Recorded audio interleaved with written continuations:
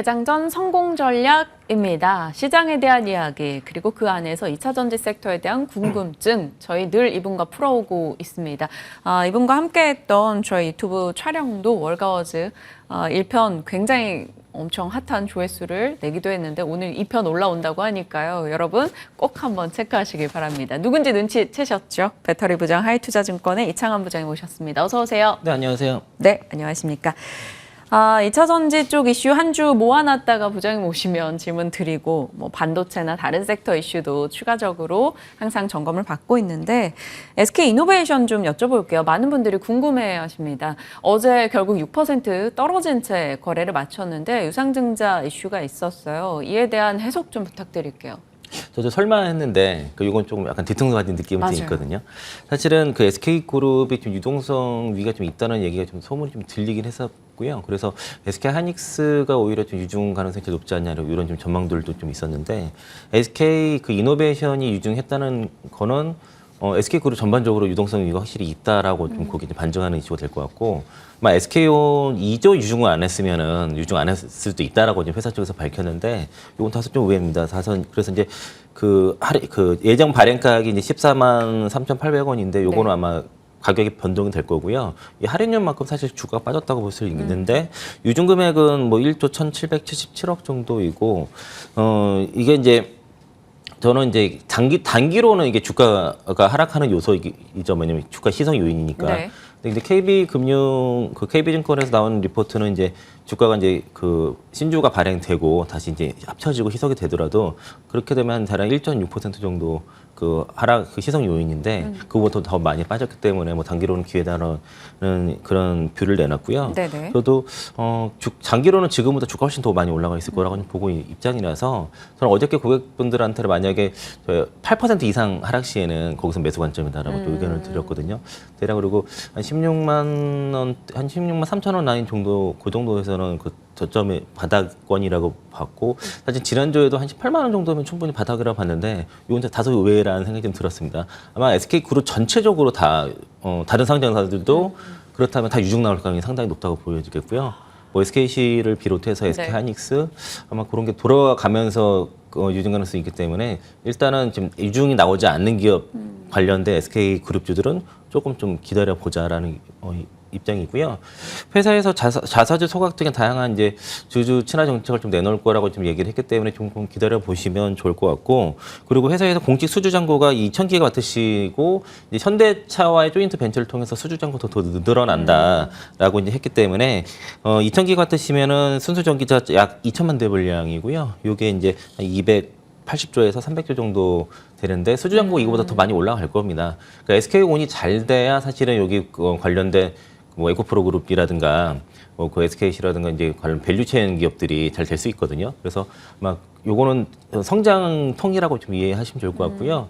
대략 저는 그러니까 한 16만 5천 원 이하 정도 그 정도 라인에서는 매수 관점에서 일단 뷰를 드리겠고, 그렇다고 지금 어차피 시간이 좀 걸리기 때문에 네. 그러니까 무리하게 지금 비중을 늘리는 것보다 있는 물량 그냥 그대로 가져가셔서 유증까지 받으시는 전략으로 좀 말씀드리겠습니다.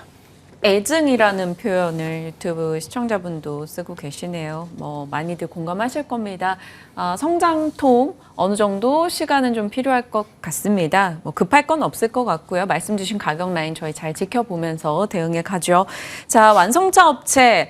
한동안 자동차 주목받다가 또 잠잠하다가 주목받습니다. 공통적인 시기적 특성은 실적에 대한 기대가 생기는 때입니다. 이제 2분기 실적 시즌 앞두고 있다 보니까 완성차 업체들 어제 현대차, 기아 뭐 관심을 받았고요. 덩달아 자동차 부품도 같이 체크해야 된다는 목소리가 계속 나오고 있어서요. 이쪽 섹터 의견은요? 저는 뭐 부품사보다는 완성차 위주로 보자고 말씀을 이렇게 드려왔고요. 네. 최근에 조정 나왔고 다시 환율 올라가다 보니까 또 환율이라든가 2분기 실적 시즌 다가와서 반등세가 나타났고, 기아 같은 경우에서 뭐 타임즈가 선정한 뭐 100대 기업에도 좀 선정된 것처럼 미국 시장에서의 좀 선전이 확실히 눈에 띄고, 올해 이제 현대차그룹 이제 상장사가 전체 한 10개 정도 되는데 연결로 영업이 한 8조 이상 가능하다라는 그 뷰가 나오다 보니까 2분기 실적 시즌 맞이해서 주가 반등할 만한 곳에서 연속 반등이 나왔다고 볼 수 있겠고요. 부품사들도 최근에 이제 실적 좋아서 쫙 급등했다가 거의 한 달 넘게 쭉 가격 조정이나 기간 조정 들어왔거든요. 네. 대략 한 41선에서 이제 반등 나올 시점에서 뭐 아진산업, SL 등 부품사들이 일제히 다 반등 나왔고 부품사들 같은 경우에는 이제 그 미국으로 같이 동반 진출한 업체들을 위주로 좀 보시는 게 좋겠고요. 대체로 지금 그 최근에 고점이 대략 적정 주가선에 있거든요. 이게 오버슈팅보다도 거의 이제 그 회사들이 받던 적정 퍼에 도달하면서 고점 찍고 좀 조정은 받았기 때문에 그 따라가는 매매보다도 다시 정고점 왔을 때는 또 일부 차이 했다가 또 떨어지면은 샀다가 이런 식으로 박스권 매매는 부품사들은 가능할 것 같고 현대차, 기아차들은 저는 좀 가져가셔도 좋겠다. 현재로 그 어차피 실적 장세가 오게 되면은 네. 또 다시 정고점 트라이 충분히 할 수 있을 거라 좀 보고 있고요. 현대, 기아 이렇게 보는데 현재는 저는 현대보다는 좀 더 기아를 좀 더 선호하는 편입니다. 기아에 대한 선호도가 조금 더 있고 현대차에 대해서도 긍정의 시각은 주셨습니다. 부품사는 이제 미국에 같이 진출하는 부품사 위주의 접근, 그들은 또 박스권 매매 이렇게 정리하겠습니다. 자, 풍력도 이슈가 있었어요. 이제 고객사 지멘스 에너지가 37% 하루 만에 급락하는 이슈가 있었죠. 그 자회사의 부품 불량 이슈 때문인데, 그러면서 이제 CS 윈드, CS 베어링, 의견들이 좀 여러 나왔습니다. 어제 CS 윈드보다는 CS 베어링에 시장의 관심은 좀 더 있었는데요. 이들에 대한 전략 좀 주실까요? 그 CS 베어링은 5월 9일 날 말씀드렸던 종목이고요. 그러니까 CS 베어링을 윈드보다 좋게 봤던 거는 이제 어쨌든 실적 턴어라운드는 둘 다 맞는데 그 이제 CS 베어링 같은 경우에는 지양 그 매출 비중이 거의 압도적이 있었거든요. 그런데 이제 베사스라든가 이제 다른 고객사 쪽으로의 확대가 좀 예상이 됐었고, 네. 그리고 육상보다는 그 이제 해상 쪽에 들어가는 베어링이 단가가 훨씬 높거든요.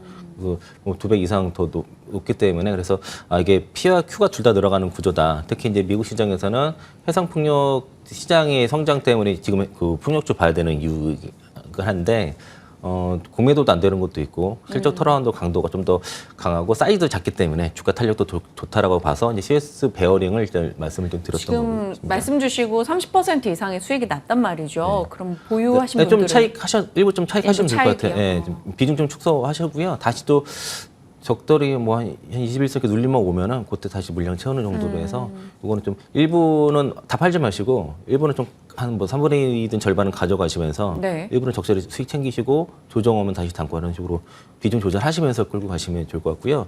그런 이유가 CS 베어링이 주가 위 변동성이 생각보다 좀 제법 큰 종목이거든요. 그래서 그렇게 말씀드리겠고, 아까 뭐 앞서 말씀하신 것들을 뭐 다 말씀하셔가지고요. 뭐 GS 에너지 육상 풍력 터빈 설계랑 부품 불량 확대 이슈, 요것 때문에 이제 지멘스 주가가 하락했고, 그리고 특히 이게 갑자기 나온 얘기가 아니라 지멘스 그 가메가의 그 불량 이슈가 이게 한 2, 4년부터 얘기가 있었던 것들이 이번에 다 불거졌다라고 좀 말씀드리겠고요.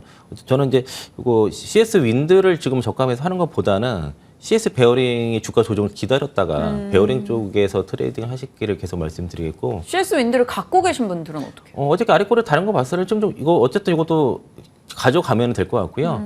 그러니까 이제 해상 풍력 시장 자체가 지금 특히 미주 시장 쪽이 굉장히 성장폭이 좀 클 수 네. 있거든요. 그래서 장기적으로는 지금 CS 윈드도 그렇고 베어링도 지금보다는 주가 더 위에 있을 가능성이 상당히 높고 일단 성장성을 봐야 되는데 특히 해상 풍력 자체가 지금 뭐 연간 40% 성장 이런 것도 지금 예상이 되기 때문에 둘 다 괜찮다고 보는데 베어링 쪽 같은 경우가 이게 이제 지멘스가 이제 불량이 있으면은 그 불량 이슈가 없는 업체랑 또 교체를 또 해야 되고 AS 해야 되니까 여기 쪽에 수주 대한 그 반사수에도 CS 베어링이 강도가 강하기 때문에 베어링 쪽에 보는 게 많은데 어제 좀 다소 강하게 쳤으니까 네.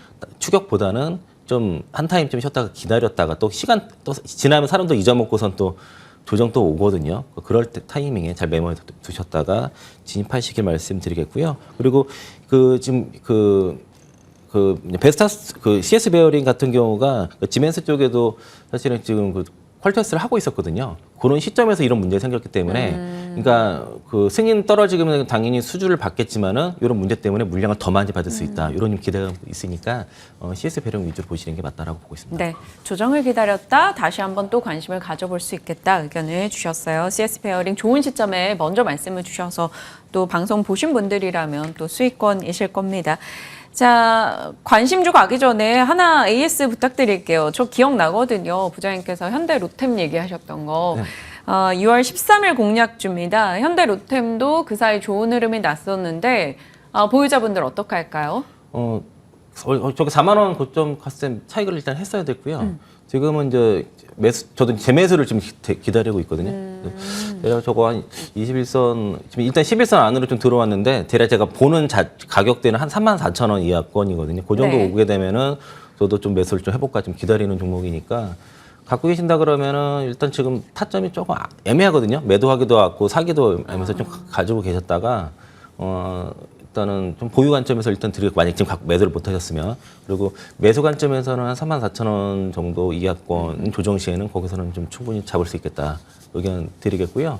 그리고 AS를 하나 더 해드리면은 그 LS라는 종목을 전에도 한번 했었는데, 그게 10만 원을 넘어갔었다가 네. 지금 어저께 9만 원 깨지고 다시 9만 원 초반에 있거든요. 그래서 9만 원 이하권에서는 저는 뭐 그 정도에서 매수 관점이고요. 근데 13만 원 목표가 드렸는데, 근데 갑자기 단기 급등하는 바람에 차익 매물이 나왔고, 9만 원 라인에서 매수, 뭐 10만 원, 11만 원 이상권에서는 좀 분할 차익 이런 관점에서 보고요. 중장기 쪽으로는 PBR 한 배 13만 원까지는 계속 목표가 유지하도록 하겠습니다. 5월 2일 공략주 LS 중장기적 관점 13만 원까지 바라볼 만하다. 9만 원 이하에서 매수 가능 이야기 다시 주셨네요. 자, 그럼 오늘의 종목은 무엇인가 봤더니 유니셈이네요. 네, 그 스크러버 칠러 그 네. 회사인데, 이제 대표적으로 국내에서는 유니셈과 GST가 있고요. 유니셈과 GST를 비교하자면은 밸류는 GST가 월등히 싼데, 그 유니셈 품질이 더 좋습니다. 그러니까 이제 제가 알기로는 이게 뭐 좀 더 사실 확인해야겠지만은 GST 같은 경우는 어쨌든 애프터마켓이고, 이제 여기는 전방 산업 쪽인데, 같은 제품인데 GST 제품이 한 달 쓰면은 뭐 유니셈은 더 몇 달 더 쓴다라고 해서 품질이 더 좋다라고 일단 저는 그렇게 들었습니다. 이거는 좀 더 팩트 체크는 좀 더 필요할 거고요. 그리고 이제 특히 이제 유니셈의 이런 그 스크러버, 가스 스크러버 쪽은 거의 그 전방 그 산업의 어떤 바로미터를 보시면 되겠고요. 그러니까 이제 그 삼성전자가 P3 라인의 그 신규 투자가 지연되면서 매출이 지연돼서 실적이 좀 안 좋은 측면도 있고 수익성도 떨어졌는데, 이게 다시 이제 매출이 인식이 되면은 수익성이 좋아지는 구조이고, 그리고 이게 전방 산업에 투자 축소하게 되면 고스란히 고객 피해를 보고 확대하면 다시 그 수혜가 되는. 그래서 그 전방 최근에 그래서 이제 그 친환경 공정의 그분이 확대되다 보니까 동사가 그 스크러버 적용이 확대가 되고 있고, 전방 단위 캐펙스당 매출이 좀 증가하는 걸 기대할 수 있다는 것이고요. 그리고 주로 삼성전자, SK 하이닉스 쪽에 주력으로 납품을 하고 있었는데, 최근에 키옥시아나의 마켓 쉐어가 확대가 좀 되고 있고, 네. 고객사가 좀 다변화가 좀 되고 있습니다. 그래서 최근에 이제 번타이 스크러버 장비가 그 친환경 플라즈마 스크러버로 교체하는 과정에서 동사 장비가 채택이 증가가 되고 있다는 것들과, 일단은 업황이 회복이 돼야지만 마켓 쉐어가 증가하는 것들이 효과를 발휘할 수 있는데, 아직은 그 타임은 아니지만은 지금 반도체 업황 회복의 그 시그널들이 조금씩 나타나고 있으니까 그 사이클에 들어가게 되면은 좀 빛을 좀 낼 수 있을 거라 보고 있고요. 일단 고객사 점유율 확대와, 그리고 이제 실적 둔화라든가 이런 부분은 방어를 하면서 업황 사이클에 회복이 될 때 실적이 좀 올라갈 수 있다라고 볼 수 있겠고, 그리고 이제 그 삼성전자 신규 투자 그 P3 지연 물량, 이연 물량은 올해 2회에서 3분기 정도 반영이 될 거라서 2분기까지는 좀 보수적인 관점이고요. 3분기부터는 실적이 확실히 개선세가 나타날 건데, 급할 필요 없네요. 네, 그래서 어저께 주가가 올라가더라고요. 그래서 라인을 대략 8,400원 이하, 한 8,000원에서 8,400원 요 정도 밴드 안에서 잡아 보셔도 좋을 것 같고요. 동사가 근데 이제 밸류가 지금 싼 편은 아닙니다. 그러니까 올해 지금 PER이 10배 정도이고, 내년에 8배, 내후년에 한 5배 정도인데, 네. 보통 타겟 PER 10배 정도 보거든요. 그러니까 올해 거는 거의 이제 지금 주가가 한 9,000원 반영이 됐고, 내년 정도 보게 되면은 PER 10배 주면 한 11,000원 정도 나오게 됩니다. 그래서 최대한 눌렸을 때 사실은 전략으로 해서 목표가를 11,000원 드리겠고요. GST가 밸류는 훨씬 싸요. 지금 그 올해 기준으로 5배인데, 아까 품질 이슈 때문에 GST가 많이 받아봤자 이제 5배에서 8배 사이에 움직이니까 같이 보셔도 좋은데, 차트랑 위치가 좀 더 사기가 좀 공략하기가 좀 괜찮은 쪽이 좀 유니셈으로 말씀드리겠습니다. 전방 캐펙 투자의 영향을 좀 즉각으로 받기 때문에 이제 하반기로 갈수록 조금 더 기대해 볼 여지가 있다라고 말씀해 주셨고, 말씀 주신 밸류도 저희 잘 참고해 보겠습니다. 일단 그럼 목표가는 말씀 주신 그 10배 정도 수준에서 내년으로 감안했을 때는 11,000원? 네, 지금 이제 하반기니까 이제 올해 거보다는 내년 실적을 당겨서 보게 되면은 대략 11,000원 정도 보시겠고요. 증권사도 한 9,000원에서 12,000원 정도 나와 있습니다. 목표가가. 그러니까 뭐 거의 비슷하다고 보시면 되겠습니다. 네, 조정 시 조금 느긋한 마음으로 모아갈 수 있는 종목 유니쌤 건네주셨네요. 저희 기대하면서 지켜보도록 하겠습니다. 자, 오늘 하이투자증권의 이창환 부장님과 전략 챙겼습니다. 고맙습니다. 네, 고맙습니다.